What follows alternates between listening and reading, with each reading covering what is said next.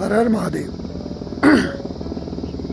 इस वक्त हिमालय के क्षेत्र में जो आप सामने देख रहे हैं, मेरे पीछे पहाड़ियाँ, ये सामने गुप्तकाशी और वो पीछे ठीक बर्फ़ की पहाड़ी जो है केदारनाथ है।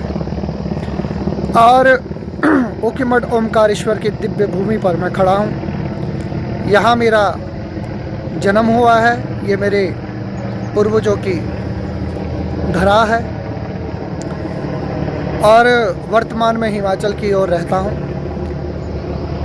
अब आप लोग से एक बात कहना चाहता हूँ कि किसी को कोई फ़ायदा लेना ना आए किसी चीज़ से, तो उसमें नुकसान उस व्यक्ति के अंदर उसकी अज्ञानता के कारण से होता है। जब किसी को ज्ञान हो जाए किसी चीज़ का, तभी तो वो उस चीज़ का फ़ायदा ले सकेगा।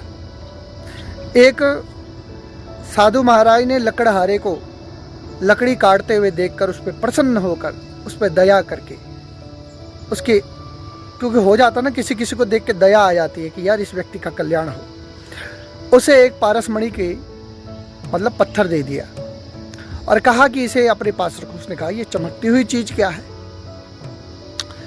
और ये देकर कहा कि 1 साल के लिए दे रहा हूँ, 1 साल बाद आके ले लूँगा। बातों बातों में ना साधु महाराज उसको बता पाए ना वो पूछ पाए महत्व।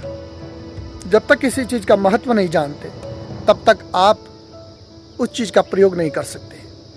तो 1 साल बाद जब वो आए, उन्होंने देखा वो वही काम कर रहा है, तो पूछा कि भैया तुम ये क्या कर रहे हो? वही पुराना काम है जो लकड़ी काटने का है, बस चल रहा है। अरे वो तुम्हें एक पत्थर दिया था, वो कहाँ गया? बस कुछ नहीं महाराज जी, आपने दिया था तो पूजन के स्थान में रखा है, धूप अगरबत्ती तिलक लगा देता हूँ। महाराज ने कहा अरे तुम्हें पता भी है वो क्या था? महाराज आप बताना भूल गए, मैं पूछना भूल गया। वो ले गए और पकड़ा उस पत्थर को और उसके जो काटने वाले लोहे के कुल्हाड़े में जो आगे का अग्रभाग था उस पर स्पर्श किया, वो सोने का बन गया। उसके घर के अंदर जो पात्र थे लोहे के, उस पर स्पर्श किया, वो सोने का बन गया। ये देखकर उसने सिर पकड़ा और सोचा कि अगर मुझे इसका महत्व पता होता तो मैं 1 साल में पूरी दुनिया का सबसे ज़्यादा संपत्तिवान आदमी बन सकता था। यही बात आप लोगों की है, हमारे लोगों की है कि 84 लाख योनियों में हमको भी ये जो शरीर मिला है, और उसमें भी अगर हमें किसी के द्वारा कोई मंत्र प्राप्त हो जाए, कोई उपासना का ज्ञान मिल जाए, तो उसे बिल्कुल पारसमणि की तरह समझना, क्योंकि वो तो भौतिक स्वरूप है, वो तो सिर्फ इस संसार की भौतिकता को पूर्ण कर सकता है। लेकिन इहलोक और परलोक में आपके मंत्र, आपकी उपासना आपको तार देगी। इस संसार में भोग और मोक्ष दोनों देगी और परलोक में भी वही काम आएगा। तो इसलिए अपने समय को व्यर्थ में ना गंवाते हुए इधर उधर फिजूल की बातें सोचकर, दुनिया के दुखों से दुखी होकर, क्योंकि दुखी कौन नहीं है, दुखी हर कोई है। हर कोई आज के समय में अपने अपनी जगह पे दुखी है। खाना पीना, सोना, बच्चे पैदा करना, घर गृहस्थी से मनुष्य थोड़ी है, जानवरों में भी है। देखिए हम लोगों के अंदर 84 लाख योनियों में जिसको सर्वश्रेष्ठ योनि कहा जाता है, मानव योनि, धर्म का ज्ञान सिर्फ मनुष्य को ही हो सकता है, बाकी तो भोग योनि है। ठीक है ना? इसी जन्म में हम अपने इस शरीर के द्वारा अगर सही वृत्ति और सही समय, अगर सही ज्ञान हो जाए, क्योंकि मनुष्य से गलतियां होती हैं, पूर्व में आपने क्या किया उसका कोई लेना देना नहीं। गते शोके न कर्तव्यम भविष्यम न विचिंतयेत वर्तमाने न काले न प्रवर्तन्ते विचक्षणा। आप वर्तमान को देख लो और समझ जाओ, क्योंकि अगर आपको अभी समझ आ गया तो आने वाले समय को जो आप दुख की ओर से अभी भी ये सोचते हो कि कब ख़त्म होगा, वो ख़त्म हो जाएगा।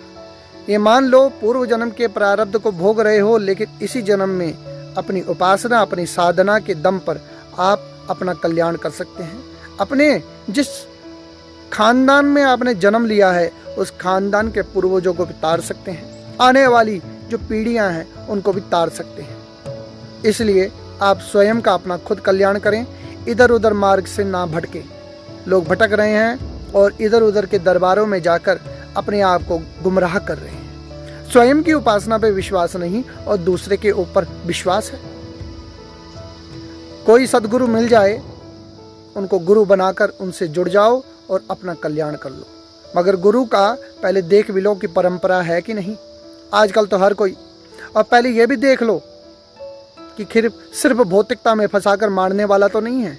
आजकल वही चल रहा है। लोग सिर्फ धन को ही अभिप्राय देकर कि धन मिल जाए बस। अरे धन में सुख होता तो बड़े बड़े राजे महाराजे हुए हैं, बड़े बड़े व्यापारी हैं जो धन होने पर भी बहुत दुखी हैं।